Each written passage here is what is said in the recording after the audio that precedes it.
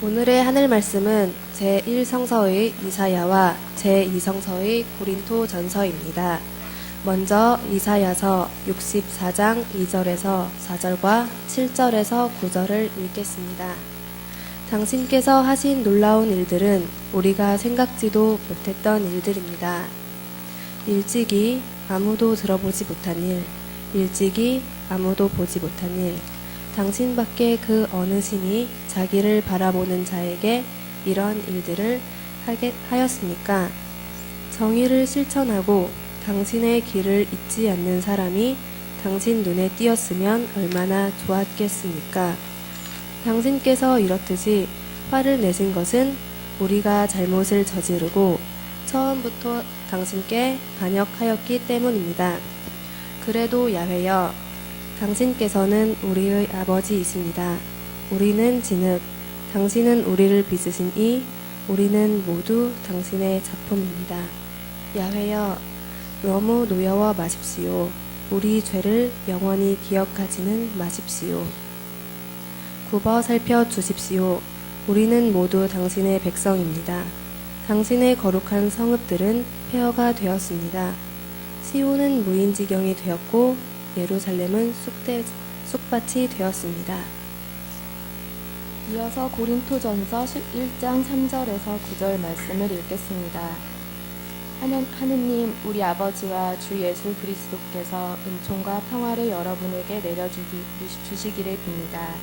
그리스도 예수를 통해서 여러분이 받은 하느님의 은총을 생각하면서 나는 언제나 하느님께 감사를 드리고 있습니다. 여러분은 그리스도와 함께 살면서 모든 것을 넉넉히 갖추게 되었고 특히 언변과 지식에 뛰어나게 되었습니다. 여러분은 그리스도에 관한 증언에 깊은 확신을 가졌으며 모든 은총의 선물을 조금도 부족함 없이 받고 우리 주 예수 그리스도께서 다시 나타나실 날을 고대하고 있습니다. 주께서도 여러분이 아무 잘못이 없는 사람으로 우리 주 예수 그리스도의 심판날을 맞이할 수 있도록 끝까지 굳게 지켜주실 것입니다. 하느님은 진실하십니다. 그분은 여러분을 부르셔서 당신의 아들 우리 주 예수 그리스도와 친교를 맺게 해주셨습니다. 다 함께 시편 80편 7절 말씀을 읽겠습니다. 만손의 야훼여 우리를 다시 일으키소서. 당신의 밝은 얼굴 보여주시면 우리가 살아나리이다. 이 말씀으로 귀한 깨달음과 결단이 있으시기를 바랍니다.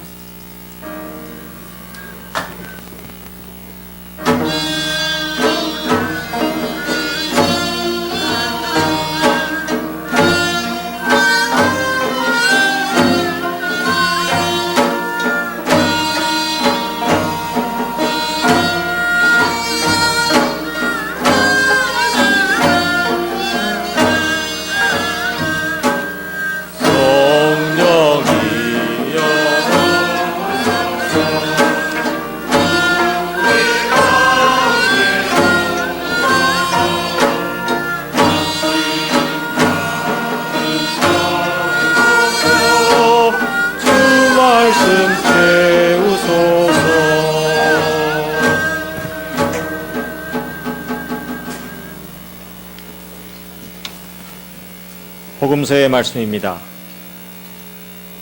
그 재난이 다 지나면 해는 어두워지고 달은 빛을 잃고 별들은 하늘에서 떨어지며 모든 천체가 흔들릴 것이다. 그러면 사람들은 사람의 아들이 구름을 타고 권능을 떨치며 영광에 쌓여오는 것을 보게 될 것이다.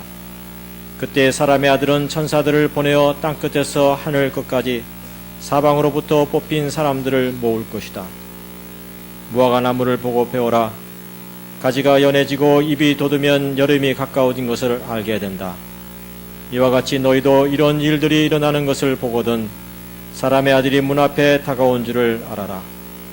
나는 분명히 말한다. 이 세대가 지나기 전에 이 모든 일들이 일어나고야 말 것이다. 하늘과 땅은 사라질지라도 내 말은 결코 사라지지 않을 것이다. 그러나 그날과 그 시간은 아무도 모른다. 하늘에 있는 천사들도 모르고 아들도 모르고 오직 아버지만이 아신다. 그때가 언제 올는지 모르니 조심해서 항상 깨어 있어라. 그것은 마치 먼 길을 떠나는 사람이 종들에게 자기 고난을 주며 각각 일을 맡기고 특히 문지기에게는 깨어 있으라고 분부하는 것과 같다. 집 주인이 돌아올 시간이 저녁일지 한밤중일지 닭이 울 때일지 혹은 이른 아침인지 알 수 없다. 그러니 깨어 있어라. 주인이 갑자기 돌아와서 너희가 잠자고 있는 것을 보게 되면 큰일이다. 늘 깨어 있어라. 너희에게 하는 이 말은 또한 모든 사람에게 하는 말이다. 이는 주님의 말씀입니다. 네, 자리에 앉으십니다.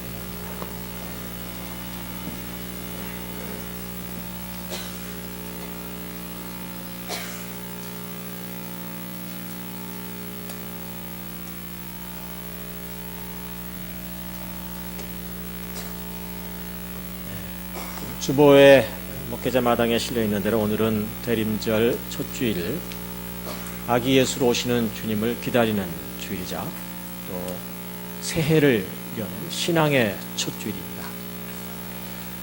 우리가 아기 예수를 기다린다는 의미는 무슨 의미일까요?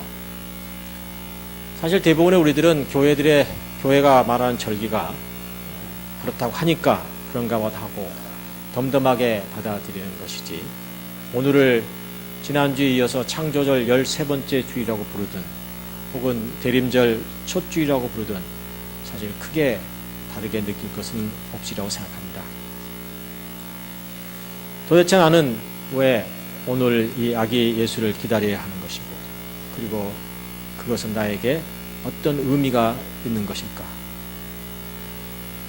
4주 후에 다가올 아기 예수가 탄생하는 성탄절이 왔다 한들 나의 삶에 무슨 변화가 오는 것일까요?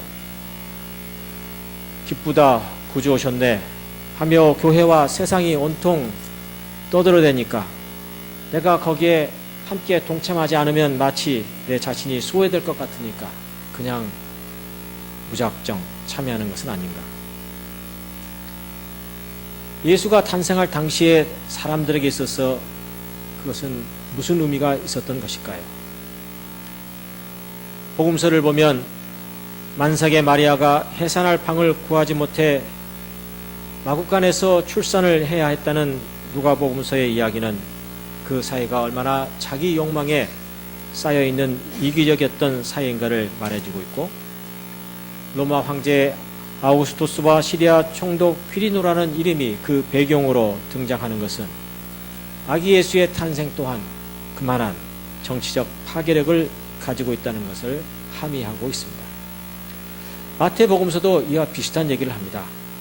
동방의 박사라고 하는 당시 천체의 움직임을 통해 세상의 역사를 읽어내는 지혜자를 예수 탄생의 최초의 알림이로 등장시키는 것도 그러하고, 그들이 아기 예수를 찾아 경배하기 위해서 왔다는 얘기를 듣고 왕 헤로데는 당황하고 예루살렘 성내가 온통 술렁거렸다는 구절 또한 아기 예수의 탄생은 단순한 종교적 사건이 아니라 인간의 역사를 뒤흔드는 정치적 사건임을 밝히고 있고, 아기 예수를 없애기 위한 헤로데 왕의 명령에 따라 베들레헴 2살 미만의 남아들이 모조리 살해되었다는 기사는 그의 탄생은 애초부터 당시의 국가 권력과 대척되는 또 하나의 정치 세력으로 등장하였다는 점을 복음서는 분명하게 말하고 있습니다. 물론 복음서가 말하는 정치 권력이란 지금의 국회와 청와대, 국정원과 법원으로 상징되는 군대와 경찰력에 기초한 정치 권력을 말하는 것이 아니라 사랑과 용서, 정의와 평화라는 그와 높은 차원의 곧 인간의 선한 지성과 양심 그리고 영원성이라고 하는 하늘의 힘에 기초한 정치 권력을 말하는 것입니다. 우리는 예수 시대에 살았던 유대 사람들이라고 해서 모두가 메시아를 기다렸던 것은 아니라고 하는 것을 알고 있습니다. 또 기다렸다 한다 하더라도 그들이 처한 상황에 따라서 모두 메시아를 대한 기대감은 달랐을 것입니다. 세상 성공과 물질 욕망에 사로잡혀 있던 사람들에게는 메시아는 아무런 의미가 없었습니다. 기득권자들에게서 메시아는 오지 말아야 할 대상이었고, 설사 온다 하더라도 그 메시아는 죽음 이후에 천상의 세계만을 지배하는 사람으로 이해되었습니다. 그러나 인간 세상이 이토록 불의한 자들에 의해서 불의한 구조로 움직여 가서는 안 된다고 하는 역사 의식을 가진 사람들과 하늘 위에는 달리 기댈 것이 전혀 없었던 가난하고 억눌린 사람들은 하나님의 메시아를 열망해 왔던 것입니다. 물론 이 메시아는 오늘의 복음서가 말하듯이 해는 어두워지고 다른 빛을 잃고 별들이 하늘에서 떨어지는 그런 천지 개벽의 모습으로 오기도 하겠지만, 바울이 말한 대로 하나님의 은총을 사모하면서 예수 그리스도와의 친교를 계속 맺어가는 관계를 통해서도 올 수 있습니다. 하늘뜻 펴기를 준비하는 가운데 길목에서 보낸 명상의 글을 읽는 중에 가슴 한켠이 짠해졌습니다. 친구의 축의금이란 글입니다. 나의 결혼식장에 절친한 친구가 오지 않아 기다리고 있는데 아기를 등에 업은 친구의 아내가 대신 참석하여 눈물을 글썩이면서 축의금 13,000원과 편지 한 통을 건네주었다. 친구야, 나 대신 아내가 간다. 가난한 내 아내의 눈동자에 내 모습도 함께 담아 보낸다. 하루를 벌어야지. 하루를 먹고 사는 이아카 사과장사가 이 좋은 날 너와 함께 할 수 없음을 용서해다오. 사과를 팔지 않으면 아기가 오늘 밤 분유를 굶어야 한다. 어제는 아침부터 밤 12시까지 사과를 팔았다. 온종일 추위와 싸운 돈이 13,000원이다. 친구야, 하지만 슬프지 않다. 나 지금 눈물을 글썽이며 이 글을 쓰고 있지만 마음만은 너무 기쁘다. 개밥 그릇에 떠있는 별이 돈보다 더 아름다운 거라고 울먹이던 너의 얼굴이 가슴을 파고들었다. 아내 손에 사과 한 봉지를 들려보낸다. 지난밤 노란 백열등 아래서 제일로 예쁜 놈들만 골라내었다. 신혼여행 가서 먹어라. 친구야, 이 좋은 날 너와 함께 할 수 없음을 마음 아파해다오. 나는 언제나 너와 함께 있다. 너의 친구가. 점점점. 나는 겸연쩍게 웃으며 사과 하나를 꺼냈다. 씻지도 않은 사과를 나는 우적우적 먹어댔다. 왜 자꾸 눈물이 나오는 것일까? 다 떨어진 신발을 신은 친구 아내가 마음 아파할 텐데, 멀리 있어도 나를 보고 있을 친구가 가슴 아파할까봐 나는 이를 시려 살아 물었다. 하지만 참아도 터져나오는 울음이었다. 어깨를 출렁이며 울어버렸다. 사람들이 오가는 예식장 로비 한가운데 서서. 사람이 사람답게 산다는 것이 어떤 것이고, 사람이 사람답게 살기 위해서 뭐가 필요한지에 대해서 제가 질문을 던진다면 뭐라고 답변하시겠습니까? 지금 이 신랑이 결혼식장에서 가다시피 울면서 한입 깨우면 사과에 담긴 인간의 관계성 하나만으로도 사람다움은 충분하지 않을까요? 흔히 말하기를 삶에는 세 가지 차원이 있다고 말합니다. 이를 폴 틸리라는 신학자는 타율, 자율, 순율로 말했습니다. 타율적 인간은 세상이 만들어 놓은 성공의 기준을 따라 살아가는 사람입니다. 유행에 민감하고 세상 사람들로부터 성공했다는 소리를 듣기 위해 살아가는 사람입니다. 이런 사람들은 대부분 평균 이상의 물질적 풍요를 이루었음에도 불구하고 자기보다 더 많이 가진 사람들이 있기에 거기에 만족할 수가 없습니다. 언제나 더 높은 목표를 설정하고 악착같이 달려갑니다. 그러던 어느 날 문득 자신의 죽음이 코앞에 다가온 순간 그제서야 삶을 이렇게 살아서는 안 되었던 것인데 라며 후회와 참회의 눈물을 흘립니다. 자율적 인간은 세상의 가치 기준이 아닌 자신이 세운 삶의 원칙을 따라 살아가는 사람입니다. 그러나 그가 바라보는 삶이란 이 세상에 거하는 동안에 8, 90년의 삶에 그칩니다. 그는 최선을 다해 노력하고 선하게 살려 애쓰고 적절히 자선도 베풀면서 살아가지만 정의나 평화 그리고 지구적 생명 같은 높은 가치에는 크게 관심하지 않습니다. 자신의 의에는 충실하지만 사회적 의의까지는 나아가지 않습니다. 신율적 인간은 영혼의 관점에서 바라본 높은 가치를 삶에 적용하고 살아가고자 하는 사람입니다. 단순히 성서를 읽고 기도하는 종교인만을 말하는 것이 아닙니다. 개인의 삶 너머의 수천 년의 인간의 과거 역사를 성찰하고 거기서 얻어진 은혜와 진리와 지혜를 실천하되 수천 년 후에 살아갈 후손을 상상할 줄 아는 사람입니다. 어쩌면 사서 고생을 하는 사람이라고 말할 수도 있습니다. 그러나 자신의 삶과 타인의 삶이 시공을 넘어 하나로 연결되어 있다는 것을 알기에 타인이 당하는 고난과 아픔이 자신의 고난과 아픔으로 다가오는 사람입니다. 지난 목요일 저녁 이 자리에는 지난 6년 동안 비가 오나 눈이 오나 매주 목요일 저녁 아픔의 현장을 찾아다녔던 촛불기도회 후원의 밤이 열렸습니다. 이 자리에는 그간의 우리 사회의 아픔의 상징이었던 용산 참사, 쌍용차, 기륭전자, 세월호 학살 유가족, 두리방 철거지, 진부당 국가 내란 조작 사건 희생자 가족 여러분들이 함께하며 서로의 아픔을 함께 나누며 새 역사 창조를 위해 손잡고 나아가자고 노래하던 그런 가슴 뭉클한 자리였습니다. 건강상 여건상 또 여러분들이 이러한 일에 일일이 다 함께 하지 못하지만 향림교회가 이러한 나눔 운동에 중심에 서 있다는 사실을 기억하고 항상 기도로 후원하여 주시기를 바랍니다.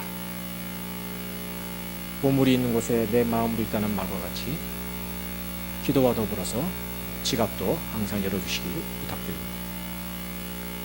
박노자 교수는 얼마 전 압구정동 한 부촌 아파트에서 응신물 던지기 등 주민으로부터 동물과 같은 대접을 받고 잔심부름과 언어폭력에 시달리다 못해 결국 분신 자살한 이만수 님을 언급하면서 같은 처지에 있는 전국 25만 명의 경비 노동자들이 당해야 하는 차별은 1960년대 미국에서 흑인들이 당해야 했던 일상적인 노역과 하나 다를 바 없음을 지적하고 있습니다. 이는 곧 우리들이 경제면에서는 2010년대를 살아가지만 사람다움에서는 50년 전에 뒤떨어진 시대를 살아가고 있음을 지적하고 있는 것입니다. 그는 남한을 미국을 능가하는 모범적 신자유주의 국가로 규정하면서 남한 사회는 현재 가난한 사람들을 별다른 인종으로 구별하여 차별하는 경제 인종주의 국가로서 그 차별의 강도는 현재 도시 곳곳에서 폭동과 인권 시위가 일어나고 있는 미국의 혈색 인종주의를 능가하고 있다고 말합니다. 이 말은 곧 남한 사회 또한 경찰력을 도시 곳곳에 상주하는 독재 권력만 아니었다면 진즉에 시민 항거 운동이 일어났을 것이라는 말로 읽혀집니다. 박노자 교수는 우리나라 전체 노동자의 절반에 해당하는 비정규직의 66%, 3분의 2에 해당하는 사람들이 고객들의 폭언에 시달리고 있는 사실을 언급하며 이를 중산층의 대중적 기분풀이라고 말합니다. 그래서 어린아이들이 장난삼아 던진 돌이 개구리들에게는 치명상이 되듯이 중산층의 사람들, 누군가가 기분풀이 삼아 무심코 던진 말들이 힘없고 가난한 자들에게는 죽음으로 내몰리는 치명상이 되고 있다는 것이고, 요즘 인기몰이를 하고 있는 연속극 미생은 이러한 부조리의 사실을 여실히 보여주고 있습니다. 이미 많이 알려진 이야기지만 우리나라 사람들이 생각하는 중산층의 기준과 우리보다 낮다고 여겨지는 다른 나라 사람들이 생각하는 중산층의 기준을 한번 비교해보는 것도 우리가 어떻게 오늘의 이 사회적 부조리를 타개하고 나아갈 수 있을런지에 대한 하나의 답을 제시한다고 생각합니다. 얼마 전 언론사가 조사한 우리나라의 중산층 기준입니다. 월소득 500만 원 이상, 아파트 30평 이상 보유, 2000cc 이상의 중형차와 저축예금 1억 원 이상, 해외여행 한 차례 이상이었습니다. 반면 옥스포드 대학이 제시한 영국의 중산층 기준은 페어플레이를 할 것, 자신의 주장과 신념을 가질 것, 독선적으로 행동하지 말 것, 약자를 돕고 강자에 대응할 것, 불의, 불평등, 불법에 의연히 대처할 것. 미국의 공립학교에서 가르치는 중산층도 이와 비슷합니다. 페어플레이를 하고 자신의 주장에 떳떳하고 사회적인 약자를 돕고 부정과 불법에 저항하고 탁자 위에 정기적으로 받아보는 비평지가 하나 놓여 있을 것입니다. 프랑스의 중산층 기준은 뽕피두 대통령이 삶의 질이라는 글에서 제시한 바 있는데, 역시 문화의 나라답게 영국이나 미국보다는 또 다른 차원의 삶의 차원을 말합니다. 외국어를 하나 정도는 할 수 있어야 하고, 직접 즐기는 스포츠가 있어야 하고, 다룰 줄 아는 악기가 있어야 하며, 남들과는 다른 맛을 낼 수 있는 요리를 만들 수 있어야 하고, 공부는 사회적 분노에 의연히 참여할 것과 약자를 도우며 봉사활동을 꾸준히 할 것입니다. 우리나라의 기준과 다른 나라의 기준에 대해서 더 이상 언급하는 것은 제 얼굴에 침을 뱉는 일이니까 더 이상 언급을 하지 않겠습니다. 다만 목사로서 하나만 덧붙이고 싶습니다. 세계에서 유례가 없을 정도로 급성장했다고 하는 기독교의 나라, 세계 최대 50대 교회 중 절반 이상이 있는 나라이니, 이러한 저급한 삶의 기준과 교회는 밀접한 관계가 있을 것이고, 그렇다면 이는 가난한 자가 복이 있고 너희는 만몬의 신과 하나님을 함께 섬길 수 없다는 예수님의 가르침에 위배되는 기준이니까 대부분의 남한 교회는 사회비일 가능성이 높다는 결론입니다. 나아가 우리의 이런 수준 낮음과 남북의 분단은 어떤 관계가 있는 것인지, 더 나아가 우리가 아기 예수를 기다린다는 말은 이런 우리들의 기준과 어떤 상관관계가 있는지도 함께 생각할 수 있다면 좋겠습니다. 대리인절 첫 주일을 맞아 오늘 우리에게 주신 성서의 말씀들은 민족 혹은 교회라는 공동체의 관점에서 선포된 말씀들입니다. 이사야서는 자신들의 성읍들이 제국들의 침략에 의해 모조리 파괴된 후 그 처절한 아픔 가운데서 그럼에도 희망을 잃지 않고 야훼 하나님께 자신들의 죄를 기억하지 마시고 대신 하나님의 백성, 하나님의 작품임을 기억하고 굽어 살펴달라고 애원을 하고 있습니다. 시편 기자 또한 야훼 하나님을 향해 햇빛처럼 나타내 주시고 얼굴을 보여달라고, 그래서 넘어진 하나님의 백성을 일으켜 세워달라고 계속 간구합니다. 바울은 고린도 교인들에게 보낸 편지 서두에서 그리스도인들이란 그리스도에 관한 증언의 깊은 확신을 갖고 모든 은총의 선물을 조금 더 부정함이 없이 받고 예수 그리스도께서 다시 나타나신 날을 고대하고 있는 사람들임을 밝히고 있습니다. 오늘의 복음서 말씀은 그날은 심판의 날로 천지가 진동하는 날임을 말합니다.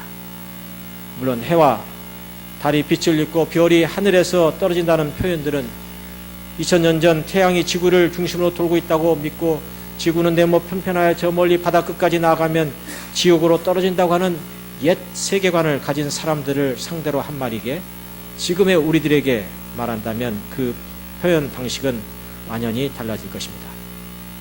그러나 지금도 포연 소리를 들으며 자살 폭탄자들과 미국의 드론 비행기가 언제 어디서 불쑥 다가와 그 검은 연기를 내뿜을지 알 수 없는 시리아와 이라크 북부의 백성들, 아프리카의 수단 사람들, 장벽에 둘러싸여 자신의 사는 동네를 벗어날 수 없는 팔레스타인 사람들, 그리고 우리들 가운데 여차하면 군사적 충돌로 나아갈 수 있기에 애기봉 등탑 재건설을 반대하는 민통선의 주민들은 이 말씀이 담긴 의미를 제대로 파악하고 있으리라고 생각합니다. 그것은 그 시기가 언제일지 알 수 없으니 항상 깨어 있으라는 말씀입니다. 아기 예수가 오신다는 말은 땅의 거짓과 불의를 쳐부수기 위한 하나님을 대신하는 이가 오신다는 말이고, 아기 예수를 기다린다는 말은 하나님께서 주시는 힘과 능력으로 세상의 힘에 눌려 있었던 생명들이 다시금 살아나리라는 강한 희망을 회복한다는 말입니다. 대림절이란 세상을 넘어 다가오고 있는 새하늘과 새 땅을 바라보고 오시는 주님을 기다리는 절기입니다. 귀한 분이 오면 집안을 깨끗이 하고 버릴 것은 버리듯이 우리의 마음과 영혼을 깨끗이 하고 욕망은 버리고 마음을 비우는 절기입니다. 그리고 대문을 열어놓고 귀한 손님의 기척이 보이면 버선발로 마당을 가로질러 문 밖으로 뛰어나가듯이 주님을 향해 손 활짝 벌리고 앞으로 달려나가는 절기입니다. 이 기다림은 제각제각 시침과 분침을 바라보는 기다림이 아니라 칠흑같이 어두운 밤에 새벽을 당기는 현존의 기다림입니다. 이제 예수의 살과 피를 나누는 성찬 예식을 통해 이러한 메시아의 현존, 그 십자가의 사랑과 채찍의 정의로움을 함께 회복하는 거룩한 시간이 되기를 기도합니다. 이인 수녀의 가난한 새의 기도로 저의 하늘 뜻을 매듭짓겠습니다. 꼭 필요한 만큼만 먹고 필요한 만큼만 둥지를 틀며 욕심을 부리지 않는 새처럼 당신의 하늘을 날게 해 주십시오.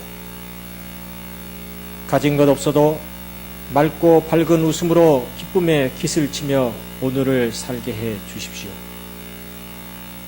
예측할 수 없는 위험을 무릅쓰고 먼 길을 떠나는 철새의 당당함으로 텅 빈 하늘을 나는 고독과 자유를 맛보게 해 주십시오. 오직 사랑 하나로 눈물 속에도 기쁨이 넘쳐날 소원의 삶에 햇살로 넘쳐오는 축복.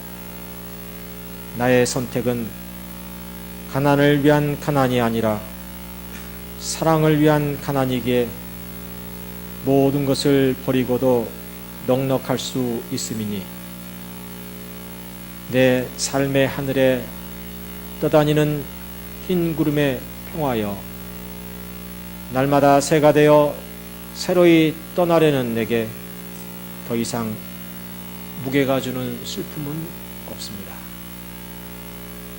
다 함께 침묵으로 기도하겠습니다.